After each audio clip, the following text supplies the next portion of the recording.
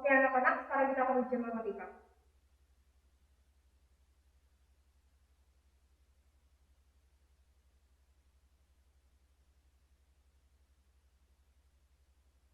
Oke anak-anak, waktu kalian mengerjakan 90 menit mulai dari sekarang.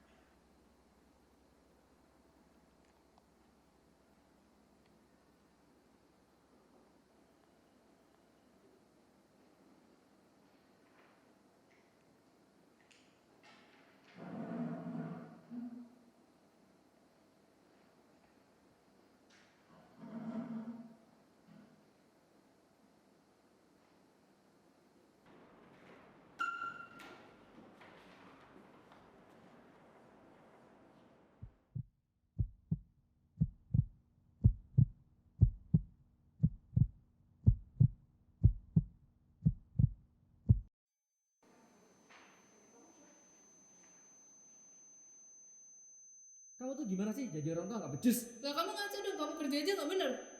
Ya kerja kan urusanku, urusanmu tuh ngurusin anak. Emangnya kamu kira urusannya gampang? Ya kamu ngapain aja di luar? Aku juga butuh waktu buat diriku sendiri dong. Oke, urusin dirimu terus. Anak gimana kak kamu urusin? Maaf, kalau boleh tanya, ini nilainya Kate kok turun ya? Ada mungkin yang mengganggu Kate dalam belajar?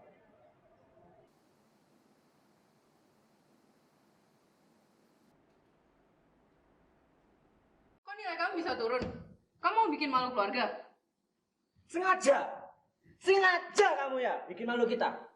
Mikir, kita tuh bayar mahal-mahal buat sekolah kamu biar kamu pintar. Bukan gini kayak gitu. Apa-apaan ini? Apa-apaan? Oke, teman-teman, gimana tadi? Seru kan ceritanya? Nah, kalau misalnya kita melihat cerita dari si Kathleen tadi, kita bisa melihat bahwa banyak tekanan-tekanan dalam hidup yang pasti akan kita alami, baik sebagai manusia ataupun sebagai siswa. Nah, untuk kejadian yang dialami Kathleen, kita bisa lihat ya kalau Kathleen itu pada akhir ceritanya itu mengalami depresi. Kenapa? Karena dia mengalami banyak sekali tekanan baik dari keluarga dan juga tuntutan dalam dirinya sendiri, yaitu untuk berprestasi di sekolah. Hingga akhirnya dia mengalami kelelahan yang sangat, kemudian akhirnya jadi burnout teman-teman. Nah, kalau misalnya kita melihat dari kilas balik ceritanya si Kathleen, lebih baik kita mulai menata diri kita supaya kita tidak mengalami depresi. Sampai akhirnya membuat kita menjadi mempunyai kesehatan mental yang kurang baik. Gimana caranya? Nah, salah satunya adalah kita mulai membuat planning nih. Planning apa sih, Miss? Planning itu bisa berupa, satu, kita bisa setting goal. Jadi dalam satu tahun ini, kalian mau melakukan apa goalnya? Kemudian dari long goal, kita bisa short goal. Baru kita bikin planningnya. Dari planning yang jarak jauh dan jarak dekat aja. Jadi dari yang daily planning, atau bisa weekly planning, atau mungkin bisa masuk ke monthly planning. Dan yang kedua, kita harus punya komitmen untuk melakukan planning kita itu, supaya goal kita juga tercapai. Jadi, maksudnya Miss Yesi, kalau kalian ingin melakukan sesuatu, maka kalian juga harus membuat step-step tertentu supaya bisa tercapai.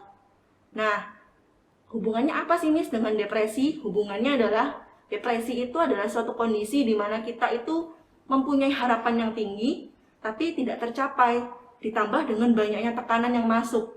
Nah, sekarang ketika kita sudah berusaha untuk mencapai satu tujuan kita harus bisa menanggulangi tekanan-tekanan yang ada. Caranya adalah mengontrol diri kita dan emosi kita. Salah satunya adalah dengan menyalurkan emosi secara tepat. Misalnya, dengan menyalurkan emosi dengan melalui art, atau mungkin musik, atau mungkin juga kalian bisa melakukan yang namanya mindfulness. Nah, mindfulness adalah suatu teknik yang sedang booming sekali di luar negeri, tapi baru dimulai di Indonesia. Salah satunya dengan teknik bernafas, kemudian menggambar, dan mungkin juga dengan meditasi. Jadi kita bisa cari sama-sama beberapa teknik yang bisa kita lakukan, supaya kita tidak terjerumus dalam kesehatan mental yang buruk. Oke, jadi kesimpulannya adalah mari kita pelihara kesehatan mental kita, supaya kita bisa menjadi manusia yang lebih baik dan produktif. Oke, selamat Hari Kesehatan Mental Sedunia ya. See you.